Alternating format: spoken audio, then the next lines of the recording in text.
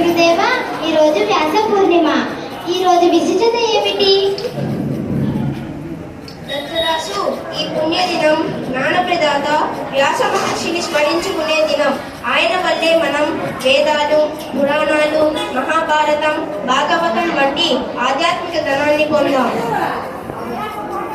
వ్యాస మహర్షి ఎవరు గురుదేవ? ఆయన జననం ఎలా జరిగింది? ఆయన పేరు కృష్ణ ద్వైపాయనుడు. శక్తి రూపిణి సత్యవతికి పరాశర మహర్షి ద్వారా జన్మించిన ఆయన బాల్యంలోనే అద్భుత జ్ఞానాన్ని సంపాదించాడు. ఆయన నిస్వార్థంగా ధర్మాన్ని స్థాపించాడు. వ్యాసుడు అనగానే విభజించిన వాడు అనే అర్థం వస్తుంది. వేద విభజన చేసిన మహర్షి కాబట్టి వేదవ్యాసుడయ్యాడు. వేదాలు మొదట ఏ విధంగా ఉండేవి గురుదేవా? మొదట వేదాలు ఒకే గ్రంథంలో ఉండేవి. భయంకరమైన ప్రామాణికతతో వ్యాస మహర్షి వాటిని దయతో 4 వర్గాలుగా విభజించారు. ఋగ్వేదం, యజుర్వేదం, సామవేదం, అధర్వణ వేదం. ఈ విభజన కారణంగా అర్థం కాని జ్ఞానాన్ని సాధారణ మనిషికి కూడా అందించగలిగారు. ఈ 4 వేదాలను ఎవరి చేత అందించారు గురుదేవా? మైనుడికి ఋగ్వేదం, వైశంపాయనుడికి యజుర్వేదం, జైమినికి సామవేదం, సుమంతునికి అధర్వణ వేదం. ఇది వేద సంరక్షణలో మొదటి ఘట్టం. గురుదేవా, ఆ తర్వాత ఆయన ఇంకేం రచించారు? వ్యాస మహర్షి అష్టాదశ పురాణాలు రచించారు.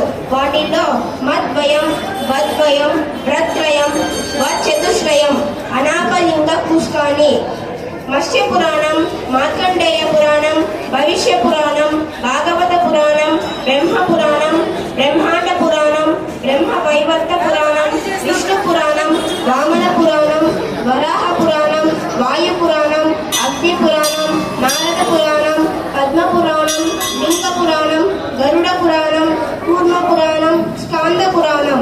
ఇవి మానవుడు ఎలా జీవించాలో, ధర్మాన్ని ఎలా పాటించాలో నేర్పించే పాఠశాలలు. కానీ గురువుగారు, ఇవన్నీ రచించిన వ్యాస మహర్షికి అసత్య తృప్తి ఎందుకు? ఓ వల్లభదాసు, అది హృదయ లోతుల్లో ఆత్మజ్ఞానం ఆవశ్యకత. వ్యాసుడు రచించిన తర్వాత లోపమేదో అనిపించింది. అప్పుడు నారద మహర్షి వచ్చారు. నారదుడు చెప్పాడు, నీ రచనలలో భక్తి తక్కువ. శ్రీకృష్ణుని పరమాత్మ స్వరూపంగా చూపించు. భక్తి లేని జ్ఞానాన్ని పొందలేవు. ఇప్పుడు వ్యాసుడు భాగవతాన్ని రచించాడు కదా గురుదేవా? అవును, శ్రీకృష్ణుని నవరసములతో భక్తి రసంతో మేళవించి ఆయన జీవితాన్ని భాగవతంగా రచించారు. అది ఆధ్యాత్మికమని. మహాభారతాన్ని ఎలా వ్రాశారు గురుదేవా? వ్యాసుడు భవిష్య కాలాన్ని కూడా తెలిసిన ఋషి. ఆయన మహాభారతాన్ని వ్రాయడానికి వినాయకుడిని కోరారు. వినాయకుడు ఓ షరతు పెట్టాడు, నీవు ఆగకుండా చెప్పాలి. వ్యాసుడు తాను కుదురుగా ఆలోచించడానికి కూడా ఓ షరతు పెట్టాడు, నీవు అర్థం చేసుకున్నాకే వ్రాయాలి.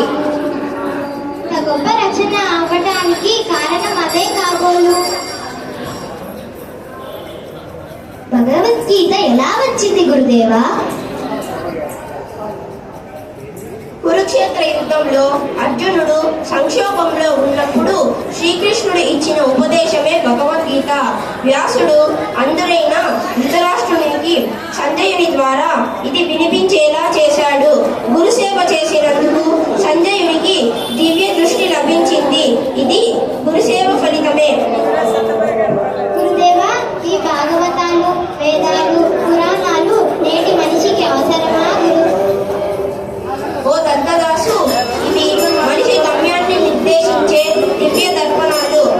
శరీరం అంతమవుతుంది, పేరు మర్చిపోతుంది, కానీ ఆత్మ పరమాత్మం చేరాలన్నదే అసలు ప్రయాణం.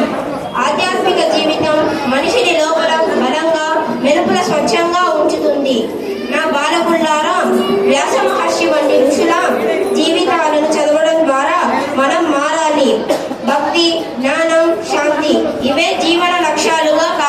ప్రతి సంవత్సరం వ్యాస పూర్ణిమను జ్ఞానోత్సవంగా జరుపు. మీ ఆశీస్సులతో గురుదేవా